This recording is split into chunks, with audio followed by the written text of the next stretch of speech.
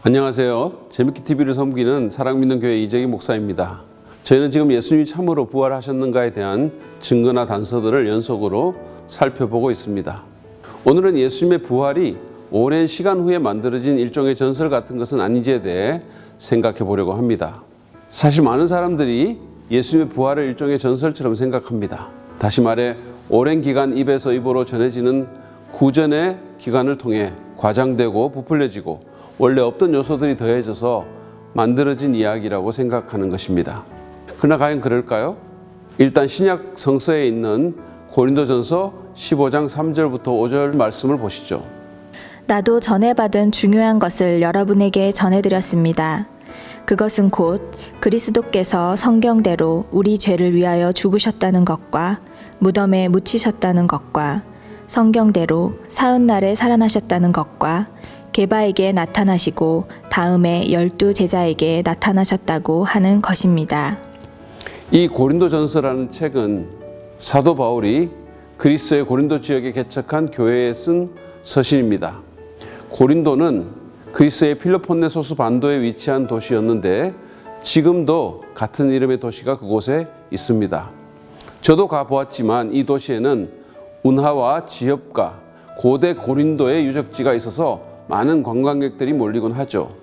바울은 자신의 2차 전도 여행 때 아테네를 거쳐 이 지역에 가서 교회를 개척합니다. 바울이라는 사람은 예수님을 제외하고는 기독교의 가장 위대한 지도자로 평가받는 인물입니다. 원래는 유대교의 랍비였고 기독교를 핍박하던 사람이었는데 부활하신 예수님을 만난 후에 인생이 급격하게 바뀌게 됩니다. 혹시 바울도 허구적인 인물이 아닐까라고 생각하는 사람이 있을까 봐 말씀을 드리는데 오늘날 어떤 중요한 학자도 바울이 1세기에 실제로 존재한 사람임을 부인하지는 않습니다.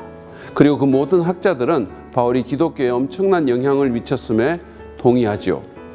조지아 스테이트 유니버시티의 고대사 교수인 데이빗 박사 같은 사람은 예수님을 믿는 그리스도인이 아닌데도 불구하고 바울과 예수님의 역사성을 인정하면서 바울이 예수님보다 기독교의 확산과 교리에 더 큰 영향을 미쳤다고 주장하기도 합니다. 아무튼 이 바울은 현재의 터키 지역인 소아시아와 또 그것을 넘어 유럽에 처음으로 기독교를 전파한 인물로서 자신이 관계된 여러 교회에 편지를 썼습니다. 앞에서 본 고린도전서도 그 중에 하나이지요. 그가 썼다고 주장하는 편지들 중에 13편이 신약 성서에 포함되었는데 그 중에 7편은 믿지 않는 학자들도 바울의 저작권을 의심하지 않습니다. 그 7편은 로마서, 고린도전서, 고린도후서, 갈라디아서, 빌립보서, 데살로니가전서, 빌레몬서입니다. 학자들은 이 7편의 편지들이 50년대와 60년대에 바울에 의해 쓰인 것이 확실하다고 말합니다. 1950년대와 1960년대를 말하는 것이 아니라 주후 50년대와 60년대를 말하는 것입니다. 그 중에서도 이 고린도전서는 가장 비판적이고 상상력이 풍부한 학자들조차도 바울에 의해 쓰인 것을 의심하지 않습니다. 바울이 이 편지의 확실한 저자라는 것이죠. 학자들에 의하면 바울은 53년 초에서 늦게는 55년 사이에 이 서신을 썼습니다. 예수님이 주후 33년에 십자가에 달려 죽고 부활하셨다면 불과 20년 정도 만에 예수님의 부활에 대한 사실이 공적 문서로 남겨진 것입니다. 그 당시의 시대 상황을 고려한다면 놀랍게 빠른 시기에 부활 사건이 문서화된 것이죠. 사실 20년은 긴 시간이 아닙니다. 저처럼 나이가 좀 든 사람은 20년 전이 마치 엊그제 같다는 느낌을 가질 정도입니다. 실제로 우리 중에 많은 사람들은 20년도 더 전에 대한민국에서 벌어진 IMF 사태에 대해 생생하게 기억하고 있고 지금도 그에 대해 수시로 이야기합니다. 제 친구 중에도 그런 사람이 있지만 그때 연관되었거나 피해본 당사자들이 부지기수로 살아 있습니다. 따라서 누가 만약에 IMF 사태에 대해 잘못된 말을 한다면 수많은 사람들이 들고 일어나 그것을 정정하려 할 것입니다. 바울이 예수님의 부활에 대한 이야기를 부활 후 20년도 채 지나지 않아서 비판자를 포함한 많은 사람들이 돌려 읽고 또 들을 수 있는 공적 문서에 기록했다는 것은 무슨 뜻일까요?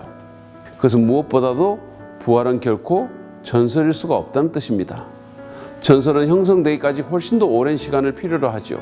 일반적으로 전설은 오랜 시간이 지난 후에 관련된 사람들이 다 죽고 나서 기록이 됩니다. 실제로 삼국시대의 여러 설화와 전설이 기록되어 있는 삼국사기와 삼국유사는 실제 사건에서 짧게는 500년, 길게는 1000년도 더 지나서 기록된 것이죠. 바울이 예수님의 부활을 이처럼 빠른 시기에 문서화했다는 것은 부활이 전설일 수가 없다는 것일 뿐만 아니라 그가 그분의 부활을 그만큼 확신했다는 뜻이기도 합니다.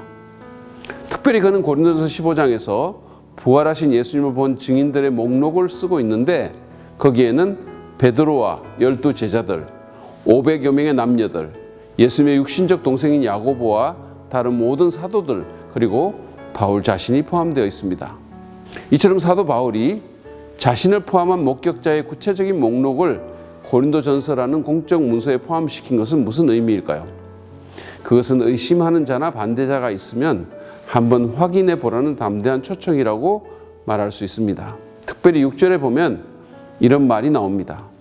그 후에 그리스도께서는 한 번에 500명이 넘는 형제 자매들에게 나타나셨는데 그 가운데 덜어는 세상을 떠났지만 대다수는 지금도 살아 있습니다. 500명이 넘는 사람들이 부활하신 그리스도를 같이 보았고 같은 경험을 했다는 것입니다. 이전의 영상에서 말씀드린 것 같이 이것은 결코 환상일 수가 없습니다.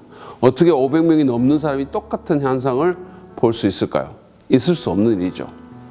바울은 그들 대다수가 살아있다고 했습니다. 이런 말을 왜 굳이 덧붙였을까요? 안 하고 지나가도 아무 상관이 없습니다. 자신이 없다면 할 수 없는 말이고 또 할 필요도 없는 말이죠. 근데 바울은 이 증인들의 존재에 대해 일부러 밝히면서 자기가 주선해 줄 수도 있으니 한번 확인해 보라는 것입니다. 그들은 한 자리에서 같은 경험을 한 사람들이라고 바울은 말합니다. 이를테면 예수님께서 언제 어떻게 나타나셨고 그때 무슨 말씀을 했으며 옷은 어떤 것을 입고 계셨는지 또는 같이 식사를 했는지 안 했는지 등에 대해 그들은 같은 경험을 했다는 것입니다. 만약에 이 사람 말이 다르고 저 사람 말이 다르면 예수님의 부활에 대한 자신의 주장은 거짓이니까 500명을 한번 따로따로 인터뷰해 보라는 것이죠. 바울은 그만큼 예수님의 부활을 확신했습니다. 아무튼 예수 그리스도의 부활은 오랜 시간이 지난 후에 만들어진 전설이 아닌 것은 분명합니다.